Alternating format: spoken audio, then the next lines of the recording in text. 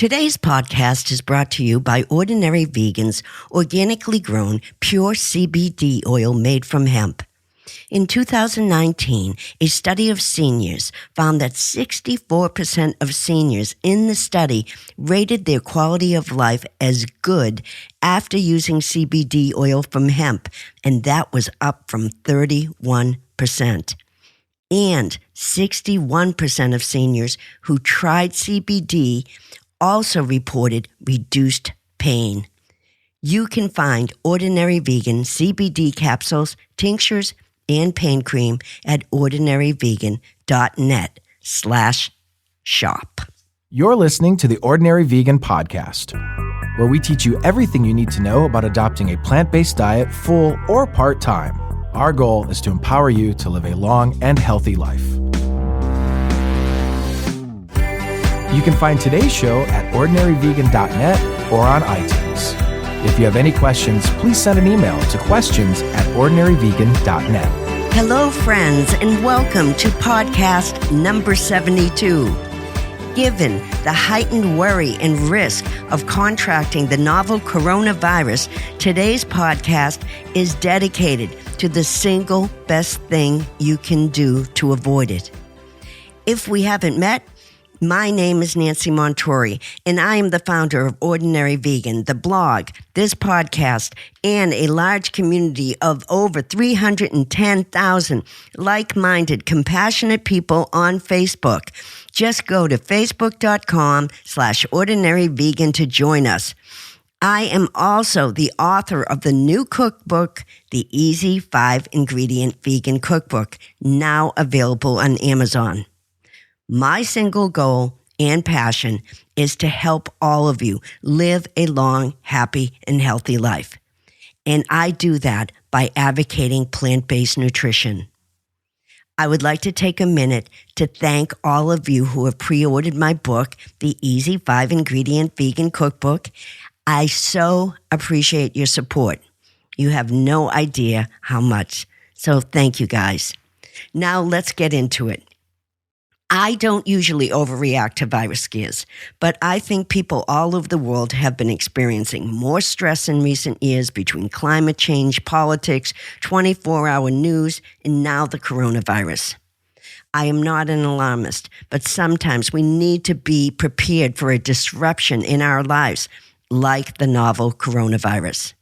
And my job is to provide you with all and any information that I can to help protect you and keep you healthy. As of today, March 4th, the chances of contracting the novel coronavirus is very low, so please don't panic. But that doesn't mean we can't take precautions. First off, we are being flooded with new, unfamiliar words and phrases around this virus, so I thought I would take a minute about getting those terms straight. SARS-CoV-2 is the official name of the coronavirus that is spreading. COVID-19, COVID-19, is the disease it causes. Most media outlets use the term coronavirus to describe SARS-CoV-2.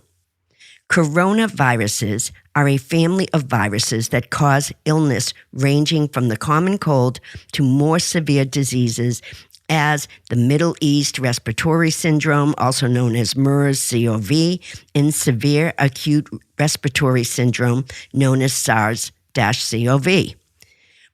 We are also hearing the term novel coronavirus, which just means this virus is a new strain that has not been previously identified in humans.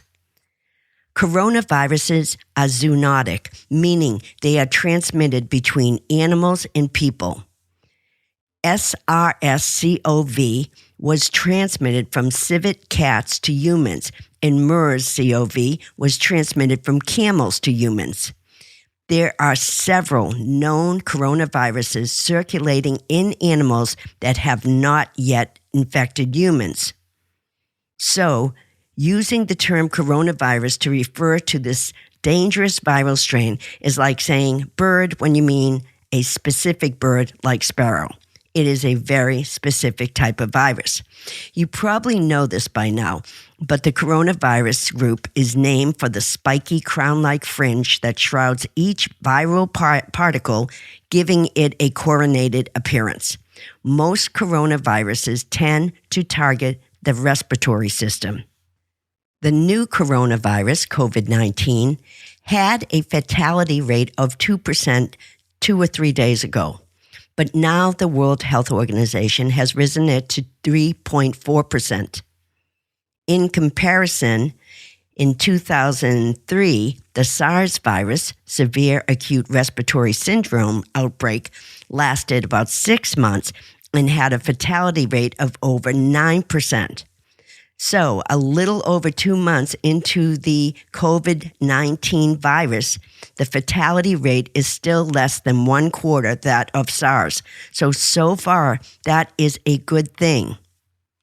According to the World Health Organization, the COVID-19 death rate increases with age.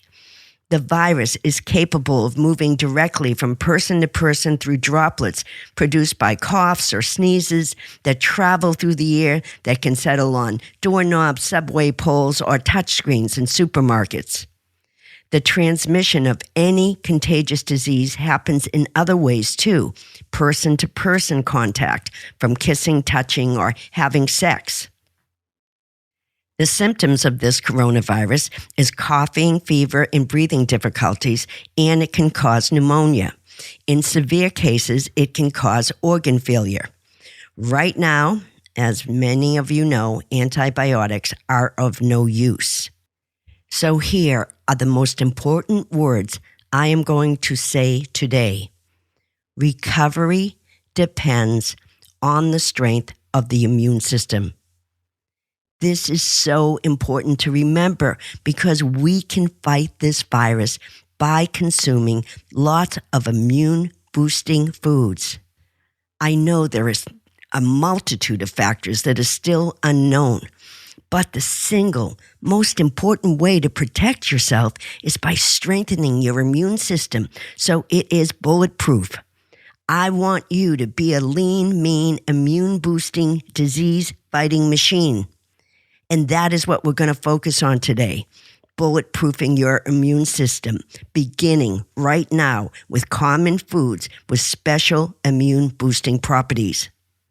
I recommend eating the foods we speak about today every day. First, stock up on citrus fruit. Citrus fruit can last a couple weeks in the vegetable drawer in the refrigerator, and citrus fruit contains a potent antioxidant, vitamin C. Vitamin C is one of the biggest immune system boosters of all. In the body, it acts as an antioxidant, helping to protect the cells from the damage of free radicals. Vitamin C is an essential micronutrient for humans and one of the best ways you can protect your immune system. And the only way you can get vitamin C is from plants. Animal protein doesn't have vitamin C. Also, kale and red peppers are loaded with vitamin C. Fresh kale lasts about 5 days in the refrigerator in a refrigerator bag. By the way, don't wash it until you're ready to use it. Keep some frozen kale in your freezer. Red peppers can last sometimes up to 2 weeks in the crisper drawer in a refrigerator bag. Vitamin C is one of your best defenses against any flu. Study after study has shown that vitamin C is crucial for building immunity. In one scientific study, vitamin C was found to be up to 10 times more effective at stopping cancer cell growth than pharmaceuticals. The University of Maryland also recommends an antioxidant vitamin C-rich diet for respiratory health. So please find ways to include lots of citrus, kale, red peppers, and fruits like cantaloupe, kiwi fruit, mango, papaya, pineapple, watermelon, and strawberries in your diet to boost your immune system right now. You can get most of these fruits frozen, so stock up. And remember, whole foods are the best way to get your vitamin C, not through supplements. I have a vitamin C, kale, and citrus salad in my new cookbook, the Easy 5-Ingredient Vegan Cookbook. So let's go into Ordinary Vegan's kitchen and prepare it. It is the perfect immune-fighting salad. All you need is 4 oranges, 4 cups of kale, ribs removed, cut in ribbons, a 1/4 cup of chopped walnuts, 2 tablespoons of white wine vinegar, and a tablespoon of pure maple syrup. Here's what you do. Juice 2 to 3 oranges until you have a 1/3 cup of juice. Peel and section the remaining oranges. Combine a 1/3 cup of the orange juice, maple syrup, and vinegar in a food processor and process until smooth. Taste and season with some salt and fresh ground black pepper and add a little water if it's needed. Then heat the oven to 350 degrees. Spread the walnuts in a single layer on a baking sheet lined in parchment paper and roast those for 5 to 10 minutes, tossing the nuts occasionally to ensure even cooking. They are done when they appear a shade darker and smell toasty. Keep a close eye on them so they don't burn. Place the kale in a large bowl, add a small amount of the dressing, and massage the dressing into the kale for about 2 minutes to soften it, being careful not to overdress. Add the remaining orange segments and the toasted walnuts and drizzle with a little more dressing if needed. Season with fresh ground black pepper. That should serve 3 to 4 maybe. As I say in my book, when you're using only 5 ingredients, the best way to get lots of flavor is by building flavor for each ingredient. That is why I toast the nuts to bring out more flavor. Another easy way to enhance the flavor of the food you prepare is by adding fresh herbs or spices. The goal is to look at every technique of cooking that can take an ingredient to the next level. Then you don't need that many ingredients. Now, let's get back to superfoods to boost your immune system against the novel coronavirus.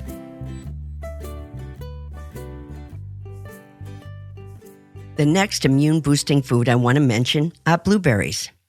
I know you've heard it before, but the humble, delicious little fruit called blueberries are an immune-boosting superfood. If you've been listening to my podcast, you probably remember studies that found that the combination of blueberries and red grapes can boost the immune system. If you're stuck home with the virus, snack on these all day. You can easily buy frozen blueberries, and you can buy fresh grapes and freeze them yourself. Just wash and dry the grapes, place them in a sealable freezer bag, and store them in the freezer. Or remove the grapes from the stems and place them in a single layer on a baking tray lined with parchment paper, and then freeze them until they're firm. Then you can transfer them to an airtight container and store them in the freezer. Spinach is also packed with numerous antioxidants that can increase the infection-fighting ability of our immune system. Make sure you have lots of frozen spinach in the freezer if you have to hunker down for a couple of weeks. Cruciferous vegetables like broccoli and Brussels sprouts also have high amounts of vitamin C. Fresh broccoli has a short shelf life of about 3 to 5 days, and make sure you don't wash it until you're ready to use it. But you can stock up on frozen broccoli and Brussels sprouts. Drink green tea throughout the day. Green tea is packed with flavonoids, and it is a good choice for lung health due to its high levels of quercetin. Quercetin acts like a natural antihistamine and slows down the release of histamines, and it reduces inflammation, and it protects the lungs from irritation. It also contains something called EGCG, which can also protect the lungs. Next is turmeric. Add turmeric to everything. Turmeric is a yellow spice and contains curcumin, which has antioxidant and anti-inflammatory effects. There is also a growing amount of data from various studies that say curcumin can play a protective role in the lungs. The most common sign that you may be infected with the coronavirus are breathing problems, and the COVID-19's first port of call is the lungs. Also, add lots of garlic and ginger to your stir fries because they are both immune boosters. 2 tablespoons of hemp seeds every day. Hemp seeds are the perfect combination of omega-3 and 6 and have important immune regulatory functions. And the long-chain omega-3 fatty acids also boost the immune system. Another immune-boosting ingredient is elderberry. My dear friend Jackie, who has been involved in the natural foods industry since 1993, says that the elderberry is a mainstay in her arsenal during compromised times, and no one knows more about natural remedies than Jackie. She recommends adding the syrup to sparkling water and drink it during the day. She also likes to add ginger syrup to it, because ginger syrup is another antibacterial to help support the immune system. If you haven't already, limit or omit your consumption of saturated fat from meat and dairy. A food diet high in saturated fats begins to harm our immune system. Also, 80% of U.S. cows are injected with hormones to increase the meat production. Although more scientific evidence is needed, some believe high levels of hormones can cause problems in the human body, not to mention the other drugs used in food-producing animals. According to the World Health Organization, coronaviruses are zoonotic, as I said before, meaning, once again, they are transmitted between animals and humans, like the Ebola virus, E. coli, swine flu, avian influenza, and the current virus, COVID-19. They are all zoonotic viruses. According to Oxford Academic, the global emergency due to the new novel type of coronavirus highlights a paradigm of new emerging zoonotic diseases, meaning new diseases emerging from animals to human. So, this would probably be a good time to think about cutting back on consuming animal protein. Aside from building your immune system, other precautions I would like to mention is being prepared for a quarantine, which means a restriction of movement for individuals who have been exposed to the disease to see if they become sick. Have a plan and prepare for a coronavirus lockdown. Hopefully, it will never get to that, but you still might want to prepare for a couple of weeks of being cut off from going outside. It will be stressful and highly inconvenient, but preparing yourself can make it go easier and you'll feel safer because you have a plan. Preparation includes having some over-the-counter painkillers and decongestants on hand. But make sure you avoid medications that suppress the immune system, like cortisone and hydrocortisone that treats a variety of skin conditions. Smoking and drinking also weaken the immune system. I would also make sure that I had lots of non-perishable foods like frozen vegetables and fruits, also pasta, tomatoes, soups, and very important water. Also, household necessities like toothpaste, shampoo, and lots of soap. You might want to have some emergency cash on hand. And most importantly, medications. Make sure all your medications are refilled and up to date. If you want to be extra cautious, like I am about earthquakes, I have an emergency kit, which has a first aid kit, flashlights, an external battery for my cell phone, a change of clothes, and if you have animals, extra food for your animals too. If you work at or a family member works at a small business, especially restaurants, start thinking about what a month of reduced income would mean to you and prepare for that. Even if you're not under quarantine, school closures are one of the most likely effects of the virus spreading, so be prepared. Having lots of indoor activities planned, and if you get stuck in, have online play dates for your children and continue to socialize with friends on FaceTime. It is crucial not to feel isolated. I know that hand sanitizer is flying off the shelves, but some hand sanitizer contain an antibiotic compound called triclosan. The U.S. Food and Drug Administration and some scientific studies say that triclosan can contribute to making bacteria resistant to antibiotics. So, using a hand sanitizer with triclosan may actually lower your resistance to disease by killing good bacteria. I recommend a natural and eco-friendly hand sanitizer and, of course, washing your hands every chance you can with hot water for at least 20 seconds. If you end up in some kind of quarantine, high levels of stress hormones can lead to more inflammation in your body and can affect your immune system. So it is very important to practice some kind of calming techniques. Chronic stress exposes your body to stress hormones that can suppress the immune system, and stress can be managed, especially with meditation. I highly recommend Deepak Chopra's meditation, or I have friends who love the Calm app. My stress reliever is just to sit still for 10 minutes and breathe in for 4 beats, pause your breath for 4 beats, breathe out for 4 beats, pause your breath for 4 beats, and keep repeating. It is called square breathing, and it is so calming. I was at a spa where they taught that. They took our blood pressure and heart rate before we started the 4-part breathing, and then took our blood pressure and heart rate after 5 minutes of the 4-part breathing. And I couldn't believe how much my heart rate lowered and my blood pressure went down. I highly recommend this breathing for high stress. Also, if you can, avoid air travel because flying can put extra strain on our immunity system.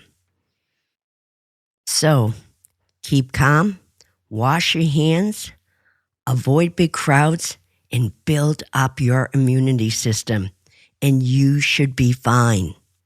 Because even though we are at a troubling and confusing new stage of this virus, as we have learned today, there are ways to prepare and protect ourselves. And if you get the flu, don't freak out because it probably isn't COVID-19. It's just the flu and can be treated like any other flu. Bed rest, lots of fluids, over-the-counter medications to get you through your discomfort. If you have a pre-existing condition and experience flu symptoms, you should see your doctor. Last but not least, have faith. Faith has got me through so much in my life. You know what they say, feed your faith and your fears will starve to death. This is a moment in time, not a lifetime, and we can get through it together. Thank you all so much for being here. I am very grateful for all of you. Go to ordinaryvegan.net for this week's show notes and for all my natural vegan CBD products made from hemp, and to Amazon to buy my new book, The Easy 5-Ingredient Vegan Cookbook. My number one goal is to help you live a long and high-quality life, and I hope today's podcast information increases your odds of achieving that. Thanks for listening. Till next time. Thanks for joining our plant-based community today. Together, we can accomplish great things. Please subscribe so you don't miss any of Ordinary Vegan's recipes and plant-based tips. If you have any questions or feedback, email us at questions@ordinaryvegan.net. Until next time.